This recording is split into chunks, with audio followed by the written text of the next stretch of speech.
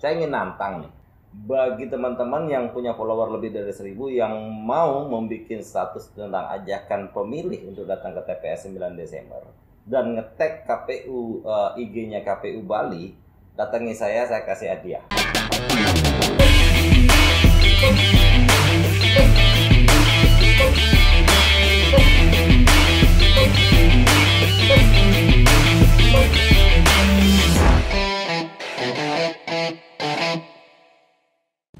Hai, ketemu lagi dengan saya Raja Minyak, Jan Darmawan.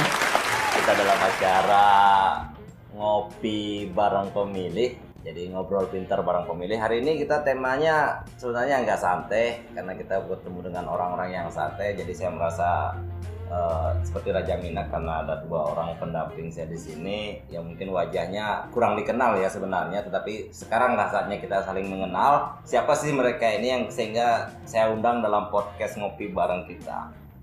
Yang pertama yang sebelah kiri saya ini adalah panggilan ngetopnya siapa? Dwi ini adalah salah satu pemudi ya, kalau nggak boleh saya bilang pemuda, beliau pemudi, lagi sorry ya. Dwi ini pemudi yang di profiling kami, dia adalah seorang perempuan yang memiliki kesadaran tinggi terhadap kondisi bangsanya sehingga dia aktif dalam proses kepemiluan baik itu sebagai penyelenggara. Dan yang di sebelah kanan saya, nama ngetopnya siapa? Sita deh. Sita, oke. Rawana kemana? Rawananya mana? Oh, di rumah Bobo. Saya kira saya. Saya Rama berarti ya. Saya Regina jadi begini. Nah, Sita ini adalah salah satu tokoh mahasiswa di perguruan tinggi di Bali. Sebut saja ya. Sebut aja. Ya, apa? Undiknas. Undiknas Pendidikan Nasional. Hampir saja beliau menyebut saya Om. Hai Om. Hai Om. Kita sekarang ngobrol bagaimana sih peran pemuda kelompok milenial melihat proses kepemiluan di era terkini. Kita sama-sama tahu kita sekarang melakukan proses pemilu di masa pandemi. Yang melakukan proses kritikan, yang menyatakan bahwa pemilu ini berbahaya di masa protokol di masa pandemi ini kebanyakan kelompok milenial. Kita lihat kalau di statement mereka menyuarakan bahasa bahaya nih datang ke TPS 9 Desember 2020. Nah, saya ingin minta tanggapan dari 2 adik-adik saya ini di kanan dan di kiri saya. Adik-adik apa? Adik-adik saya yang belum cukup tua untuk dibilang Om sebenarnya. Saya panggil saya kakak aja ya. Kakak John. Betul. Kakak John ingin bertanya kepada Dwi dulu, Adik Dwi. Gimana Dwi? Kan kita kan pasti punya medsos dong. Punya. Ya kan, temen juga banyak kan. Apalagi Dwi kalau posting di Instagramnya apa Dwi? Dwi Rastiti 494 di follow ya. Oke. Rasanya kalau di Instagram kan ada nih, apalagi Dwi jadi penyelenggara juga ya. Pasti ada yang ngapain sih pemilu di saat prokes. Nah, gimana caranya Dwi menanggapi dan bagaimana Dwi bisa menyampaikan kepada teman-teman yang lain? Ya, ini sebenarnya udah pengalaman sih Pak ya. Jadi kemarin sempat Oke, Kakak. Ya ampun, maaf. Jadi Kakak John, jadi sebenarnya sudah terjadi yang seperti itu. Jadi sudah ada yang menanyakan apa sih pentingnya pemilu? Kok tetap dijalanin? Emang nggak peduli protokol kesehatan? Sekarang lagi pandemi, kalian bakal ngumpulin massa dan lain sebagainya. Sudah menerima sekitar 4-5 orang yang teman-teman Dwi yang kritis banget dan mereka sangat peduli. Karena mereka peduli makanya mereka menanyakan seperti itu ya. Jadi mereka kenapa loh Kak dilaksanakan? Nah, dijawab aja.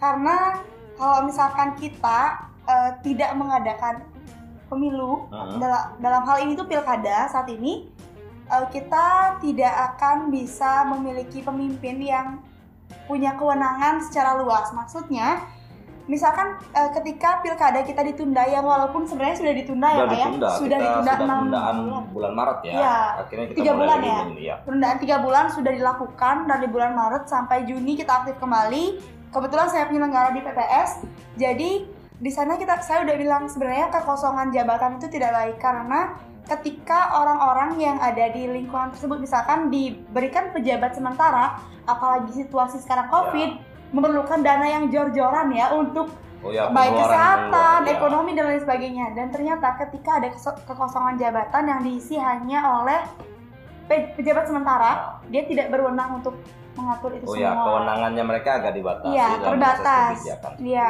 jadi saya bilangnya kayak gitu. Terus teman-teman nanya, loh kan kita masih pandemi, kenapa nggak ditunda aja? Nah, saya udah bilang kekosongan jabatan itu memang sangat riskan masalahnya. Kemudian, terus kalau saya ke KPU kalau saya milih saya ada klaster baru gimana? Nah, saya langsung jawab juga kalau Pak, kan kita sudah ada 12 hal baru yang harus kita kenakan. Secara tidak langsung saya promosi bahwa KPU ini udah punya 12 hal baru TPS yang nantinya memang sangat menarik sih kalau menurut saya, karena di tengah pandemi kita tetap bisa melaksanakan itu dengan sebaik mungkin dan mengutamakan keamanan dan kesehatan itu sangat luar biasa. Dan teman saya ini menyetujui apa yang saya bilang. Jadi, oh kayak gitu ya, oke deh, berarti aman dong ya ke TPS. Saya bilang sangat aman karena kita sudah mengaturnya sedemikian rupa.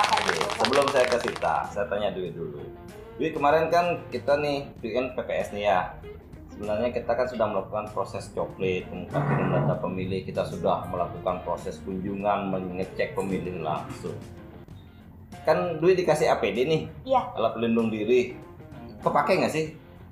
Kalau untuk di tempat saya di PPS, yang coklat itu PPDP. Iya, PPDP. Jadi yang untuk PPS itu PPDP-nya kita berikan dan kita awasi, dan mereka memang harus menggunakan. Jadi selama coklat mereka menggunakan selop tangan, face shield, masker, itu wajib banget. Jadi dari PPS juga ada yang turun, kemudian pengawas desanya juga turun, dan itu sudah kita pastikan bahwa selama rangkaian coklat itu aman dan tidak ada penambahan klaster terbaru akibat coklat. Itu kan salah satu bukti bahwa penyelenggara kita tidak hanya nanti di tanggal 9 Desember 2020 selama masa tahapan penyelenggara KPU sampai tingkatan ke bawah memang taat protokol kesehatan dalam bekerja kan, apalagi melakukan proses dengan masyarakat kan gitu. Iya, dan udah di rapid juga Pak. Jadi itu lebih aman lagi karena kita rapid terlebih dahulu yang memang sempat terjadi cukup lama proses PPDP-nya. Ada yang takut. Ada yang takut. Kemudian kemarin juga sempat ada yang reaktif, langsung kita ganti. Kita tidak akan menggunakan gini yang kurang sehat ya, karena memang kita ingin menciptakan pemilihan sehat. Ya, itu top pokoknya. Terima kasih ya dalam proses ini salah satu contoh kaum muda milenial yang membuktikan mengaktualisasi dirinya. Memang saya ini memang cita proses demokrasi dengan cara apa? Menjadi penyelenggara. Nah, nanti teman-teman lain, adik-adik semua yang di sini juga kelompok milenial yang menyaksikan podcast ini, contohlah dia. Satu sisi keuntungan Dwi adalah satu, pengetahuan tentang kepemiluan akan lebih, dan proses jaringan dan pertemanan, dan juga mengenal orang-orang dalam proses demokrasi. Dwi dapat pelajaran lebih dari situ, betul? Ya, betul banget. Nah, sekarang nih ke Miss yang satu ini, Miss Sita. Iya. Sita punya IG nggak? Punya dong. Mau dipromot nggak? Ida Ayusita Adi. Siapa? Ida Ayusita Adi. Oke, silakan di follow. Sekarang masih 200-an ya followernya ya? Oh, 1000 sih kayaknya. Oh, benar. Ya mudah-mudahan setelah ini jadi 1000. Astaga. Sekarang Sita. Sita kan mahasiswa nih. Mahasiswi ya? Mahasiswi dan mahasiswa. Ini adalah agent of change. Dalam setiap proses perubahan di Indonesia itu pasti dilakukan lebih banyak oleh mahasiswa. Bagaimana mahasiswa memandang proses demokrasi kita di saat pandemi ini, ya kan? Pandemi kita ini kan tantangannya seperti yang tadi saya tanyakan, tantangannya besar sekali. Mahasiswa, bagaimana sih sikapnya mahasiswa? Nah, di kalangan internalnya dulu deh. Ini kan imatensi ya, ketua umum loh, labelnya adalah ketum. Nah, bagaimana pandangannya? Kalau yang saya lihat sih dari himatensi selaku di mahasiswa, organisasi mahasiswa di kampus sih, sebenarnya di awal pandemi memang ada rasa ketakutan nih untuk menjalankan beberapa program kerja di masa pandemi. Tapi dengan seiring berjalannya waktu nih ya, kita tuh memperbaharui yang namanya kegiatan. Contoh, kegiatannya lebih aktif di sosial media. Bisa kegiatan yang kita lakukan webinar atau daring. Sebenarnya sih lebih ke pembaruan atau kreativitas mahasiswa itu sendiri, balik lagi untuk memandang pandemi di saat tidak menjalankan program kerja. Oke, jadi pandemi bukan halangan ya. Pandemi bukan halangan. Hanya kita melakukan proses pembatasan, tetapi dengan kualitas yang sama, kan begitu. Nah, itu salah satu. Nah, terkait proses pemilihan kepala daerah, menurut teman-teman mahasiswa, proses demokrasi di masa pandemi ini penting nggak? Sebenarnya proses demokrasi di masa pandemi ini penting. Balik lagi yang tadi Kak Dwi bilang kan, kalau pemimpinnya kosong, kita mau ke arah mana nih gitu. Anak-anak yang di bawah mau dibawa kemana? Biaya bedak kan mahal ya, biaya bedak mahal, lipstik mahal, kuota gitu, juga mahal ya kan. Kalau lagi besok malam minggu kan. Pasti sering beliin istrinya ya. Saya terus terang agak dermawan ya dalam hal ini. Oke, namanya Bapak John dermawan, makanya sedikit dermawan. Karena saya juga perawatan gitu. Karena saya tampil di podcast ini ketika ingin tampil maksimal. Jadi karena pakai face shield aja bedak saya nggak kelihatan sama lipstick saya. Oh ya ampun, saya dempul banget. Iya begitu. Nah terus Sita kemarin ketika pemilu 2019 datang ke TPS nggak? Oh datang. Kebetulan saya KPPS. Kan benar nih. Jadi saya bertemu dengan dua orang yang tepat. Jadi sekaligus juga ini penyadaran ingin membangkitkan rasa teman-teman yang ada di rumah yang menyaksikan podcast ini bahwa proses kepemiluan ini tidak memandang umur. Bahwa yang jadi penyelenggara KPPS itu hanya umur yang di atas 30 tahun. Enggak kan? Karena ada proses pembatasan usia. Sekarang dulu ketika 2019 zaman Sita KPPS usia minimal 17 tahun. Kalau sekarang kita di masa pandemi itu 20 sampai 50 tahun. Jadi teman-teman yang kelompok milenial pemuda yang memang ingin berpartisipasi, mari kita sama-sama melakukan proses demokrasi kita ini di setiap helatan pemilu yang ada. Sekaligus deh mumpung ada yang nanya nih namanya Bril. Nah, Bril nanya kakak gitu katanya. Siapa sih Bril nih, cowok apa cewek sih sebenarnya? Saya agak ragu-ragu. Oh, Bril cowok kali ya. Cowok tapi kok kayak cewek ya. Oke.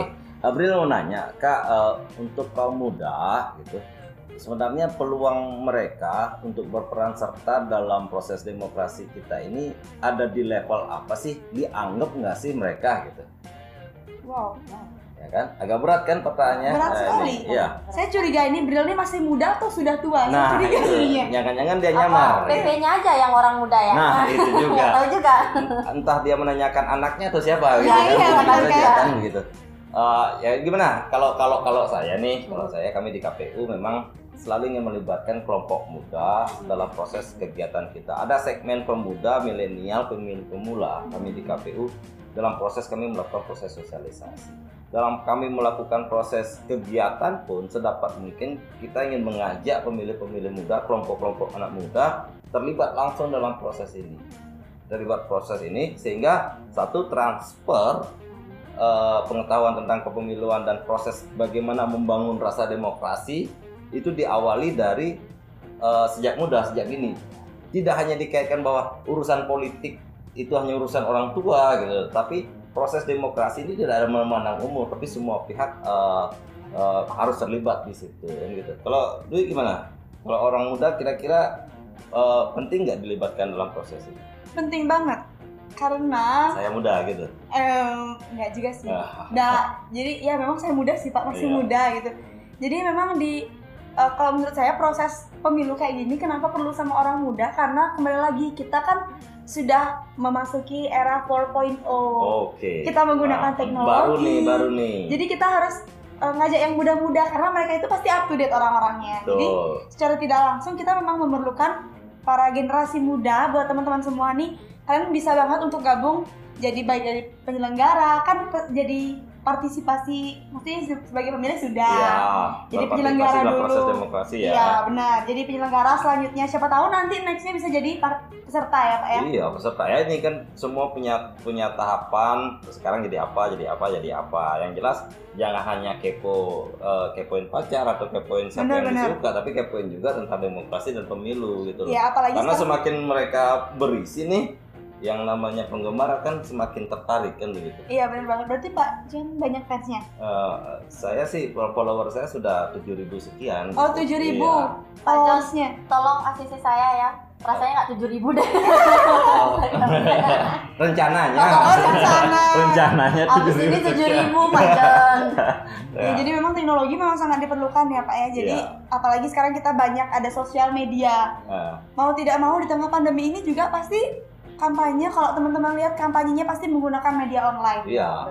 karena memang itu yang diperlukan. Jadi karena menyasar kepada pemilih yang usianya masih muda, dari bisa dikatakan dari 17 sampai ya 30, pasti mereka main HP ya? Iya, main HP, baik itu sosial media Instagram, Facebook dan lain sebagainya. Pasti banyak juga yang menyasar mereka karena usia-usia produktif ya bisa bilangnya, dan masih bisa dikatakan melek politik kayak gitu nggak sih Pak? Oke, pertanyaannya ke Sita, menyambut apa yang disampaikan statementnya dari Dwi tadi.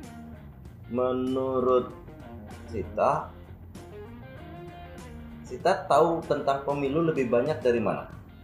Nah, menurut Sita sih, Sita tahu pemilu itu lebih banyak semenjak setahun lalu.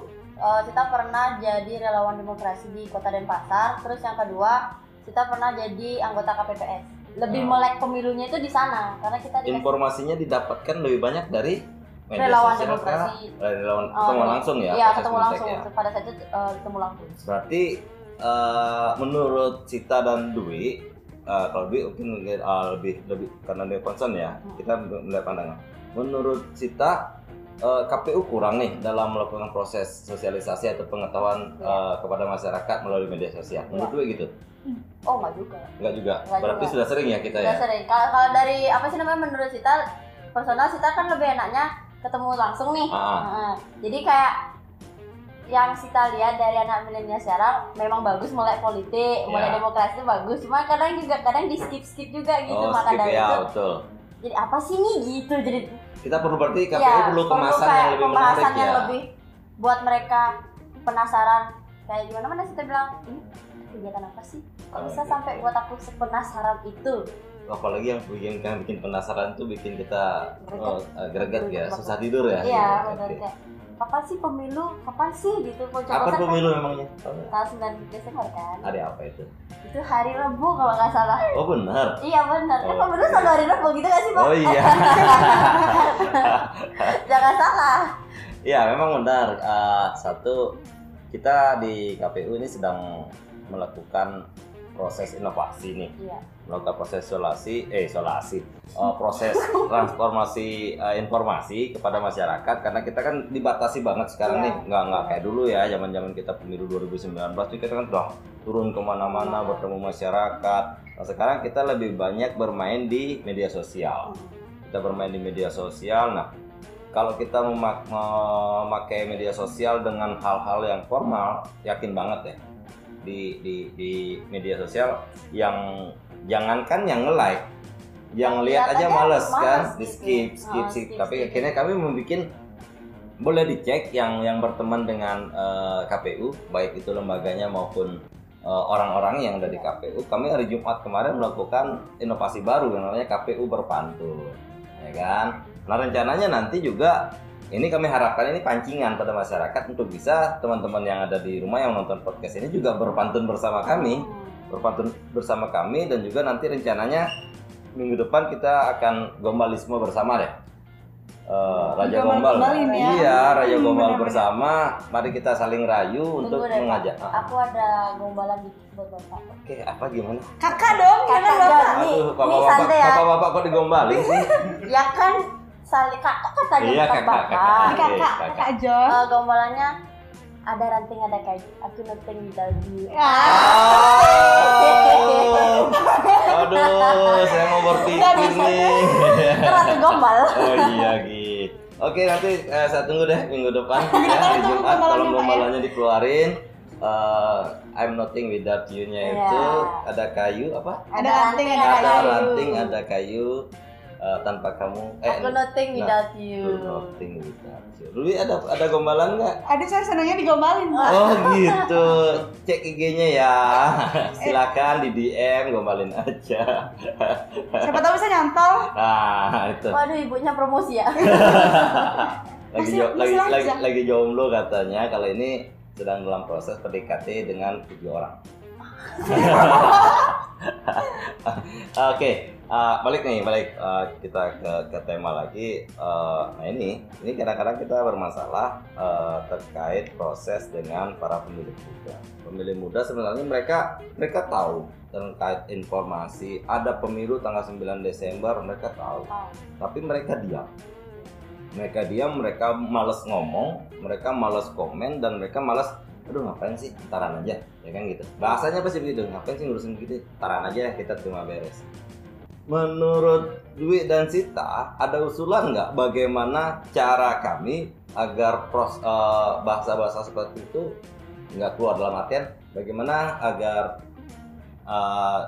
Dwi dan Sita kan tahu nih, dalam artian saya terlibat ini karena kesadaran saya gitu kan. Nah, bagaimana sih cara membangun kesadaran yang lebih pas, karena saya walaupun tampilan saya muda kan otak saya tua nih. Nah, sekarang mumpung yang muda dan yang muda kuadrat. Nah, gimana biar ini usul saran ke buat saya nanti. Siapa dulu? Dulu. Yuk, silakan. Yang menang duluan. Jadi menurut kita pribadi sih ya, kalau terlibat di acara di kegiatan seperti ini lebih ke balik ke diri kita sendiri. Penting atau enggak kita tahu gimana sih pemimpin kita nanti. Gitu. Terus untuk usulannya ke KPU, karena kita sebagai milenial kadang juga lihat informasi suka skip gitu. Jadi skipnya dihilangin gitu. Skipnya kayak digeser gitu aja. Apa sih digeser ya Pak? Lebih ke ngikutin tren-tren zamannya sekarang sih untuk ajakan coblosnya, kayak lewat TikTok, di Instagram. Kita main TikTok sambil ngajakin buat nyoblos di tanggal 9 Desember. Nah, itu tugas 6 kabupaten kota pelaksana pilkada. Mainkan TikToknya, gerakannya latihan. Sekarang yang perutnya gak gendut-gendut, sering olahraga dulu. Olahraga TikTok, siapa tahu kurus kan? Kurus kan, TikTok tiap hari, ajak pemilihnya. Kita masukin itu. Oke. Ada lagi? Itu aja sih Pak, karena memang dari kita sendiri lebih ke kesadaran diri sendiri aja tentang apa sih itu demokrasi sama pentingnya demokrasi. Sip, mantap. Dwi? Kalau Dwi, karena Dwi juga selaku penyelenggara kan ya, udah sering share juga informasi baik tentang mau ada debat, terus mau ajakan ke TPS, udah sering juga share di Instagram, lebih sering menggunakan Instagram. Jadi kemarin itu ada peningkatan yang drastis Pak sebenarnya waktu berpantun itu. Viewers story Dwi waktu itu sampai 789. Wow, aku yang buat. Ya, ingat ya, waktu gombal. Ya, saya yakin followernya nambah lagi 2.000-an ya. Ya itu kan lumayan banget ya, apalagi ya walaupun saya nggak tahu viewersnya itu dari kabupaten mana aja, tapi setidaknya kita sudah mencoba mendekati, tapi ternyata hal yang seperti itu yang bikin, kan ada impressionnya itu yang meningkat pesat, artinya ditahan dulu, dibaca dulu pantun saya kayak gitu kan. Nah itu sebenarnya penggunaan media sosial itu untuk anak-anak muda sih ya. Lebih banyak menggunakan. Nah untuk sarannya, karena saya nggak mau sendiri jadi penyelenggara, saya maunya teman-teman semua nih jadi penyelenggara, jadi KPPSK, kemudian bisa ikut kegiatan-kegiatan yang di KPU, misalkan ya kayak jadi KPPS. Saya itu kalau di desa saya ngajakinnya anak-anak muda. Kenapa? Karena menurut saya, kalau saya aja sendiri berhasil menciptakan membuat orang itu ngeh sama pemilu, sampai ada yang kritis, kok harus pemilu sih kayak gitu. Itu sudah kepuasan ya. Iya, saya sudah, ternyata mereka sudah, maksudnya saya share selama itu nggak ada artinya gitu loh, mereka tuh jadi melek gitu. Jadi saya mau ada Dwi selanjutnya yang bisa nge-share informasi tentang pemilu yang siapa tahu viewersnya di atas saya bisa 1.000, 2.000 kan kita nggak tahu. Setidaknya udah berusaha dari kalangan muda. Kalau yang misalkan anggap deh kalau Sita nih nge-share tentang pemilu, pasti yang jarang kita lihat itu pasti orang-orang apa sih, pasti kayak gitu. Apalagi anak muda nih yang nge-share gitu loh Pak. Jadi ya kita rangkullah anak muda untuk menjadi bagian dari penyelenggara. Nih mumpung ada bahasa share. Saya ingin nantang nih. Bagi yang punya follower di atas 1.000, mau itu 1.001, mau itu 10.003, mau sekian banyak yang sudah followernya sampai 100.000, saya tantangin. Bagi teman-teman yang punya follower lebih dari 1.000 yang mau membuat status tentang ajakan pemilih untuk datang ke TPS 9 Desember dan nge-tag KPU, IG-nya KPU Bali, datangi saya kasih hadiah khusus special edition deh pokoknya buat teman-teman. Silakan di-tag. Nanti jika memang tagnya sudah masuk, akan ada DM dari KPU Bali untuk mengundang teman-teman berhadir ke KPU. ya. Ini tantangan. Ini saya ingin mengajak teman-teman ikut berpartisipasi di situ. Dan kalau bagi yang belum tahu, IG-nya KPU Bali, YouTube-nya KPU Bali, Facebook-nya KPU Bali ada di sini. Kelihatan nggak? Kelihatan ini. Ada kan? Mata batin saya melihat, Pak. Ya.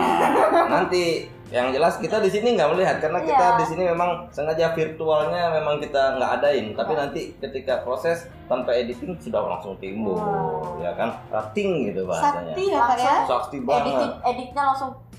Editornya kita sama kameramennya kita nih nggak perlu lighting yang banyak sebenarnya karena sudah ada lighting yang spesial dari dia. Iya, tengah-tengah ini kan. Ya, lightingnya.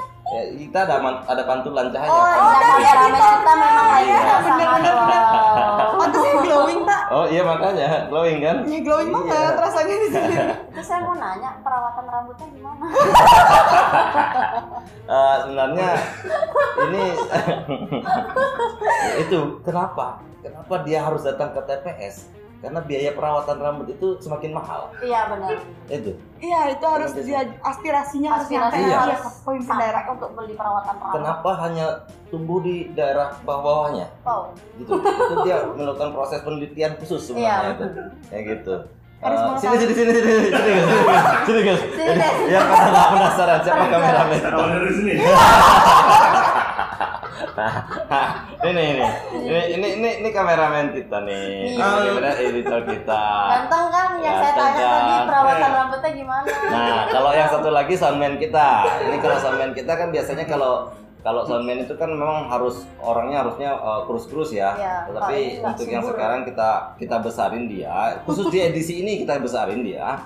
Kita tampilkan dia dalam besar karena biasanya kita cempreng. Perlu ada yang bass gitu. Benar. Nah, ini salah satu. Jangan tarik nafas.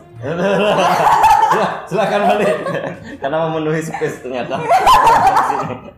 Nah, itu podcast kita hari ini. Semoga bermanfaat. Terima kasih buat adik-adikku selamat bertugas. Tolong sampaikan ajak teman-temannya untuk hadir ke TPS pada tanggal 9 Desember 2020 hari Rabu. Hak pilih kita ini adalah hak konstitusi. Hak yang dijamin negara, hak dasar kita. Sangat-sangat rugi kalau kita tidak menggunakan hak pilih kita untuk hadir ke TPS. Itu yang paling penting. Ingat, pemuda dalam setiap sejarah Indonesia adalah perubahan menjadi lebih baik. Di tengah masa pandemi ini di tahun 2020, proses bagaimana demokrasi di Indonesia bisa terjaga ini adalah menjadi beban, dan bagaimana ini menjadi motivasi kita bersama. Mari kita jaga proses demokrasi di Indonesia dengan hadir ke TPS pada tanggal 9 Desember 2020. Saya John Darmawan bersama adik-adik saya Dwi. Mohon izin, mohon pamit. Kita ketemu lagi dalam podcast Ngopi Bareng Pemilih berikutnya. Terima kasih. Bye. Sehat semuanya. Tangguh. Sarangnya BTS.